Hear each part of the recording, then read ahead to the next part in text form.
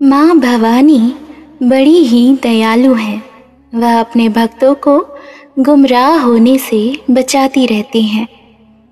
भूले भटके संसारी जीवों को सही राह दिखाती हैं। सुहागपुर गांव का एक साहूकार था, कीमती लाल। अनाज और खेत गिरवी रखना, सूद पर उधार पैसा देना और गरीब अनपढ़ किसानों को लूट लेना, यही था उसका काम। इस तरह उसने बेशुमार दौलत जमा कर ली थी। एक दिन करोड़ों के मालिक कीमती लाल की अंतरात्मा से एक आवाज उठी, सेठ कीमती लाल, गरीबों के खून पसीने और आंसुओं में भीगी दौलत तो तुमने खूब कमा ली, लेकिन यह सब तो यहाँ के सुख के लिए किया। स्वर्ग में सुखी रहने के लिए क्या प्रबंध किया? कुछ भी तो नहीं। अरे इतना सब कुछ है तो पुण्य कमा, भगवान का विशाल मंदिर बनवा। कीमती लाल ने आत्मा की आवाज सुनकर तुरंत ही एक सुंदर भव्य विशाल मंदिर के निर्माण का संकल्प लिया। दूसरे ही दिन उसने पैसों की बंद झोलियों के मुख खोल दिए।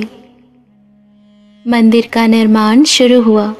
हजारों मजदूर रात दिन इस कार्य में जुट गए। तभी एक दिन फटेहाल एक साधु वहां से निकला। साधु कीमती लाल के पास आकर बोला, सेठ जी, सुना है और देख भी रहा हूं कि आप स्वर्ग में ठाट बाट से रहने का इंतजाम अभी से कर रहे हैं। कीमती लाल अभिमान से बोला, सही सुना है तुमने। मैं यह मंदिर इसीलिए बनवा रहा हूँ। कहो क्या आज्ञा है? साधु बोला, मैं ठहरा गरीब साधु, मेरे पास केवल यह छोटी सी सुई है, इसके अलावा कुछ भी नहीं। मेरे गुरु ने मुझसे कहा था, बेटा, हर इंसान को मरते वक्त अपना सर्वस्व यहीं छोड़ जाना पड़ता है, कुछ भी साथ नहीं ले जा पाता। लेकिन आज आपको देखा तो पता चला कि आप स्वर्ग में इसी ठाट बाट से पहुंचेंगे। अगर कष्ट ना हो तो एक छोटा सा काम करेंगे। कीमती लाल बोला, अरे बाबा जल्दी कहो, आपका काम हो जाएगा। साधु ने कहा, यह सुई भी अपने साथ लेते जाना। जब मैं स्वर्गवासी हो जाऊंगा तब वहां आकर तुमसे ले लूंगा। वहां के चमकीले और कीमती वस्त्र फटेंगे तो मैं इसी सुई से सीऊंगा। यह सुई सीने के काम आएगी। साधु की इतनी सी बात सुनते ही कीमती लाल की आंखें खुल गई।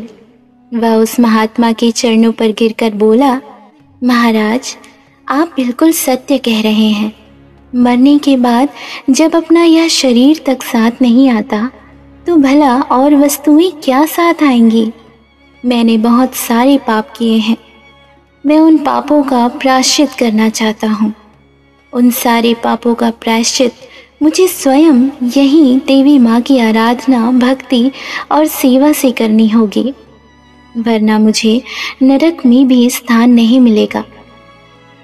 साधु के रूप में माता वैष्णो देवी का वह सेवक कीमती लाल को सही राह दिखाकर अपनी राह चलता बना।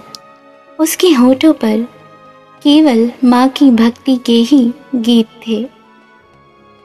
बोलिए जगत जननी भवानी माता की जय।